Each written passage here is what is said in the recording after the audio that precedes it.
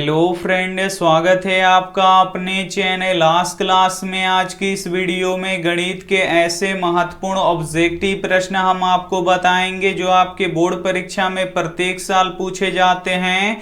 तो ये वीडियो आपके लिए काफी महत्वपूर्ण होने वाला है, तो इस वीडियो को प्लीज आप लोग शुरू से लेके अंत तक देखिएगा। अगर इस वीडियो को आप लोग शुरू से लेके अंत तक देखिएगा तो हर एक प्रश्न आपको समझ में आएगा, ये हमारा गारंटी है। तो वीडियो को प्लीज आप लोग शुरू से लेके अंत तक देखिएगा। और चैनल को अभी तक आप सब्सक्राइब नहीं किए हैं तो चैनल को सब्सक्राइब कर लीजिएगा। और सब्सक्राइब करने के बाद एक बेल आइकन आता है, तो बेल आइकन को दबा के ऑल पे कर लीजिएगा, ताकि जब भी लाइव क्लास हो तो आपके पास नोटिफिकेशन पहुंचता रहे। तो आइए शुरू करते हैं पहले नंबर प्रश्न से। पहला नंबर प्रश्न है कि 21 सेंटीमीटर त्रिज्या वाले वृत्त की चाप की लंबाई ज्ञात करें जो केंद्र पर 60 डिग्री का कोण बनाता है। काफी महत्वपूर्ण प्रश्न है ये आपके बोर्ड परीक्षा के लिए। यहाँ पे आपको वृत्त के चाप की लंबाई ज्ञात करना है। तो वृत्त के चाप की लंबाई का फॉर्मूला क्या होता है, तो ये होता है थीटा बटा 360 गुणे 2 पाई आर होता है। यहाँ पे आपको थीटा का मान रख देना है और यहाँ पे आपको पाई का मान रख देना है और यहाँ पे आपको आर का मान रख देना है। तो थीटा क्या होता है, तो ये कोण होता है। और कितना डिग्री कोण दिया है, तो यहाँ पे 60 डिग्री दिया है। तो थीटा का मान यहाँ पे कितना है, 60 डिग्री है। और पाई का मान कितना होता है, 22/7 होता है। और आर क्या होता है, त्रिज्या होता है। तो त्रिज्या कितना दिया है, 21 सेंटीमीटर दिया है। बस इसमें आपको रख देना है। थीटा का मान कितना है, 60 डिग्री है, तो यहाँ पे आपको 60 डिग्री रख देना है। और बट्टा के नीचे 360 है, तो यहाँ पे 360 गुणा है तो गुणा 2 है तो 2। और पाई का मान कितना होता है, 22/7 होता है, तो यहाँ पे लिख देंगे 22/7। और त्रिज्या कितना दिया है, 21 सेंटीमीटर दिया है, तो यहाँ पे लिख देंगे 21 सेंटीमीटर। अब इसे कटा दीजिए, एक जीरो से एक जीरो कट जाएगा और 6 से 36 6 बार में कट जाएगा। और 7 त्रिका 21 ये 3 बार में कट जाएगा। और 3 से 6 ये कितना बार में कट जाएगा, 2 बार में कट जाएगा। और ये 2 से 2 क्या हो जाएगा, कट जाएगा। तो यहाँ पे चाप की लंबाई कितना निकल गया, 22 सेंटीमीटर निकल गया। यहाँ पे बी वाला ऑप्शन बिल्कुल ही सही हो जाएगा। तो उम्मीद करते हैं ये प्रश्न आपको काफी अच्छी तरीके से समझ में आ गया होगा। आइए देखते हैं अगला प्रश्न। 2 नंबर प्रश्न है कि यदि एक चांद का त्रिज्या 14 सेंटीमीटर हो तो चांद का परिमाप ज्ञात करें। काफी महत्वपूर्ण प्रश्न है ये आपके बोर्ड परीक्षा के लिए।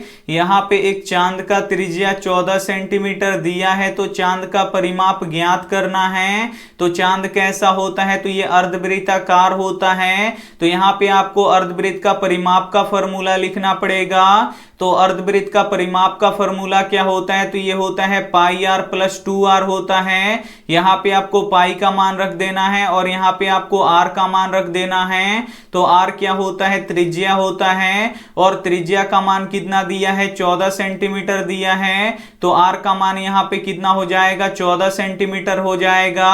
बस इसमें आपको रख देना है, यहाँ पे पाई का मान रखना है। तो पाई का मान 22/7 होता है। और यहाँ पे आपको आर का मान रखना है, तो आर का मान 14 सेंटीमीटर। और यहाँ पे प्लस है तो प्लस 2 है तो 2। और यहाँ भी आपको आर का मान रखना है, तो आर का मान यहाँ भी 14 सेंटीमीटर आपको रखना पड़ेगा, क्योंकि त्रिज्या का मान 14 सेंटीमीटर है। और 7 से 14 कितना बार में कट जाएगा, 2 बार में कट जाएगा। और 22 दूनी कितना हो जाएगा, यहाँ पे 44 सेंटीमीटर हो जाएगा। और यहाँ पे देखिए 2 में 14 से गुणा हो जाएगा, तो ये हो जाएगा 28 सेंटीमीटर। अब इसे जोड़ दीजिए, 8 4 12 के 2 हाथ में लगा 1 और 4 और 2 6 और 1 कितना हो जाएगा, 7 हो जाएगा। तो यहाँ पे चांद का परिमाप कितना निकल गया, 72 सेंटीमीटर निकल गया। तो यहाँ पे डी वाला ऑप्शन बिल्कुल ही सही हो जाएगा। ये देखते हैं अगला प्रश्न। 3 नंबर प्रश्न है कि बिंदु 15 8 की दूरी मूल बिंदु से ज्ञात करें। काफी महत्वपूर्ण प्रश्न है ये भी आपके बोर्ड परीक्षा के लिए। यहाँ पे आपको एक बिंदु दिया है जिसका निर्देशांक 15 और 8 दिया है। तो बोल रहा है कि इस बिंदु का दूरी आपको मूल बिंदु से ज्ञात करना है।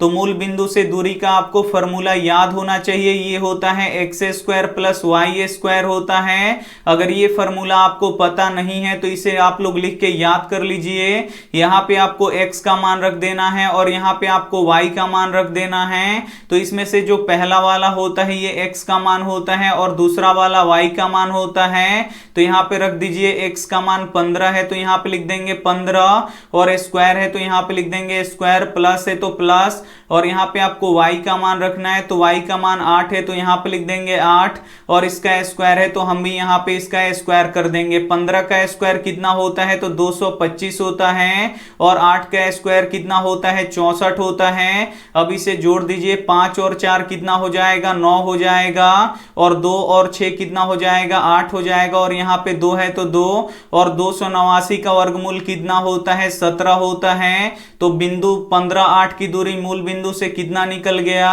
तो 17 निकल गया। यहाँ पे डी वाला ऑप्शन बिल्कुल ही सही हो जाएगा। आइए देखते हैं अगला प्रश्न 4 नंबर प्रश्न है कि समतल तल पर कितने अक्ष होते हैं। काफी महत्वपूर्ण प्रश्न है ये आपके बोर्ड परीक्षा के लिए। यहाँ पे आपको बताना है कि समतल तल पर कितने अक्ष होते हैं। तो एक x अक्ष होता है और एक y अक्ष होता है। तो समतल तल पर कितने अक्ष होते हैं तो 2 अक्ष होते हैं। यहाँ पे बी वाला ऑप्शन बिल्कुल ही सही हो जाएगा। और जहाँ पे x अक्ष और y अक्ष कटता है उसे मूल बिंदु कहते हैं और मूल बिंदु का निर्देशांक 0 0 होता है। तो ये भी साथ में आपको याद रखना है। तो उम्मीद करते हैं ये सभी प्रश्न आपको काफी अच्छी तरीके से समझ में आ रहा होगा।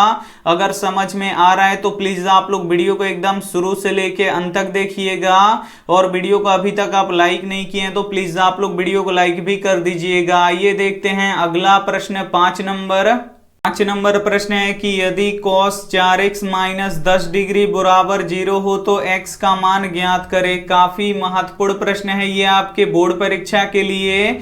यहाँ पे cos 4x माइनस 10 डिग्री बराबर 0 दिया है तो आपको यहाँ से x का मान ज्ञात करना है। तो x का मान कैसे निकलेगा तो यहाँ से सबसे पहले आपको cos को हटाना पड़ेगा। तो cos कैसे हटेगा तो एक बराबर के इधर भी cos रहता तो cos से cos क्या हो जाता कट जाता। तो यहाँ पे आपको देखना पड़ेगा कि cos कितने डिग्री का मान 0 होता है। तो cos 90 डिग्री का मान 0 होता है तो 0 के जगह पे हम cos 90 डिग्री लिख देंगे। तो यहाँ पे cos है तो cos 4x माइनस 10 डिग्री है तो 4x माइनस 10 डिग्री। अब हम 0 के जगह पे क्या लिखेंगे तो यहाँ पे लिख देंगे cos 90 डिग्री, क्योंकि cos 90 डिग्री का मान 0 होता है। यहाँ से cos क्या हो जाएगा कट जाएगा। यहाँ पे 4x माइनस 10 डिग्री बराबर 90 डिग्री हो जाएगा। अब यहाँ पे आपको x का मान निकालना है तो 10 डिग्री इधर घटा रहा है तो बराबर के उधर जाके जोड़ देगा, यानी x बराबर क्या हो जाएगा 90 डिग्री प्लस 10 डिग्री हो जाएगा। अब इसे जोड़ दीजिए, 90 डिग्री और 10 डिग्री कितना हो जाएगा 100 डिग्री हो जाएगा। और यहाँ पे आपको x का मान निकालना है तो 4 इधर गुणा कर रहा है तो बराबर के उधर जाके भाग करेगा। तो x बराबर क्या हो जाएगा 100 डिग्री बट्टा 4 हो जाएगा और 4 से 100 कितना बार में कट जाएगा 25 बार में कट जाएगा। तो x का मान कितना निकल गया 25 डिग्री निकल गया।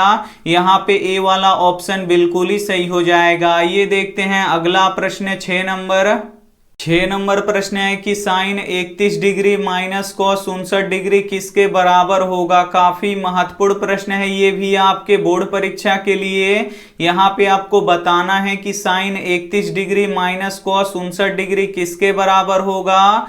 तो यहाँ पे 31 डिग्री का कोई भी मान नहीं होता है और यहाँ पे 69 डिग्री का कोई भी मान नहीं होता है। तो इन दोनों में से किसी एक के मान को आपको चेंज करना पड़ेगा।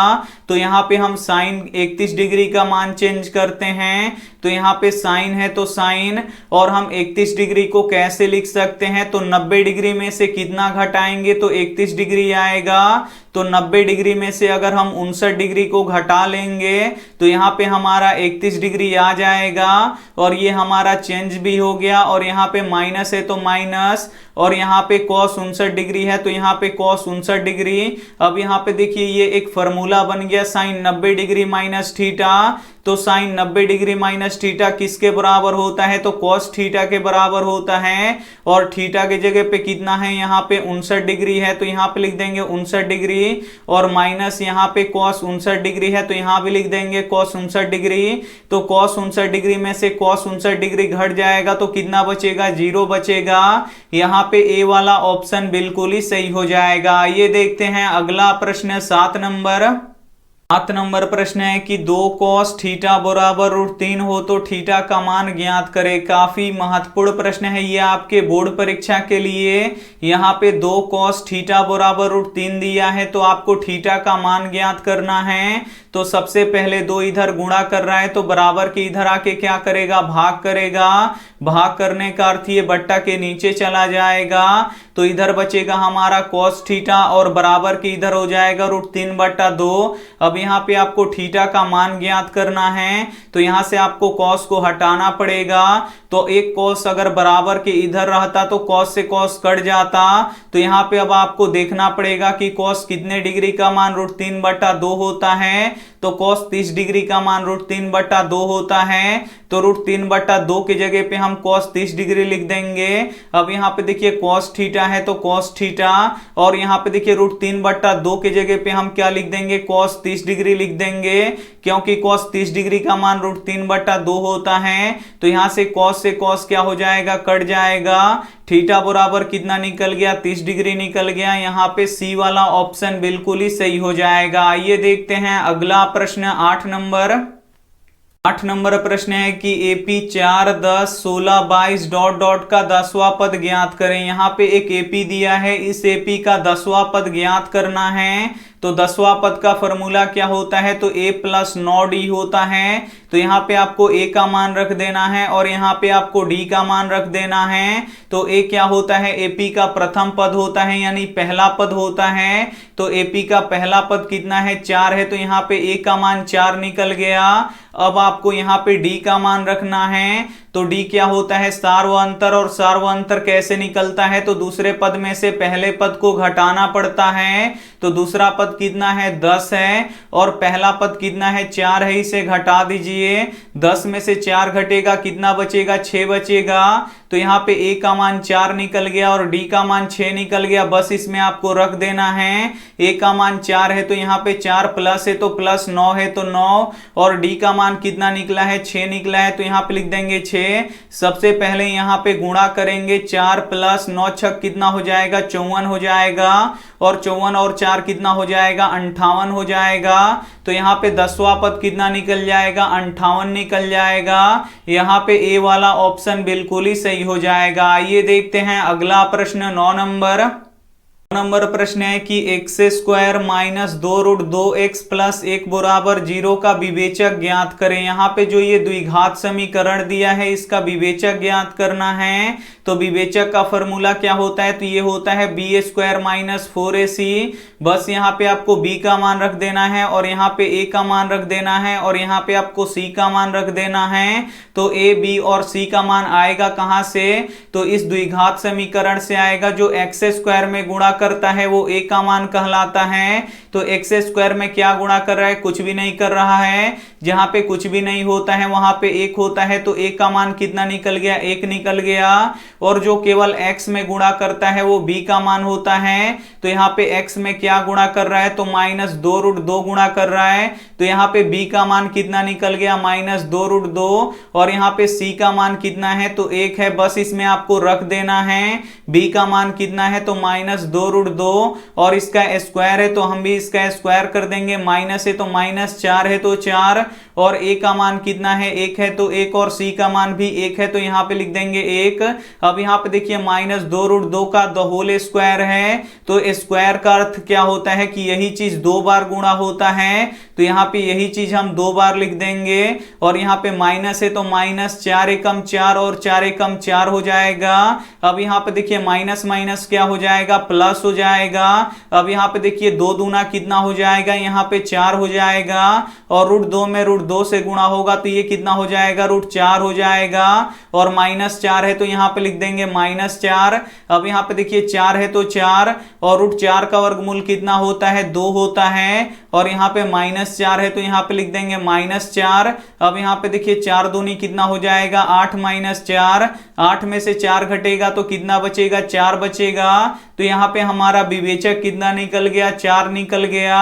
यहाँ पे बी वाला ऑप्शन बिल्कुल ही सही हो जाएगा। आइए देखते हैं अंतिम प्रश्न 10 नंबर।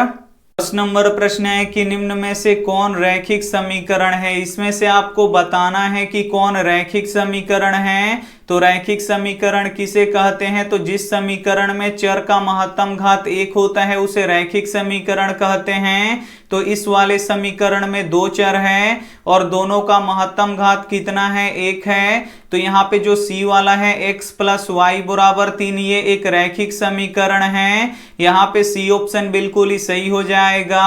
और इस समीकरण में चर का महत्तम घात कितना है 2 है, तो ये द्विघात समीकरण होगा। तो उम्मीद करते हैं ये सभी प्रश्न आपको काफी अच्छी तरीके से समझ में आ गया होगा। समझ में आ गया है तो प्लीज आप लोग वीडियो को लाइक कर दीजिएगा। और ये हमारा व्हाट्सएप नंबर है, हम यहाँ पे लिख देते हैं 87 89 30 73 04। ये हमारा व्हाट्सएप नंबर है। इस पे आपको ऑनलाइन टेस्ट क्लास का लिंक और यहाँ पे पीडीएफ का लिंक मिलता है। तो अभी तक आप हमारे ग्रुप में नहीं जुड़े हैं तो आपको सिर्फ बोल देना है कि सर हमें ग्रुप में जोड़ दीजिए, तो हम आपको ग्रुप में जोड़ देंगे।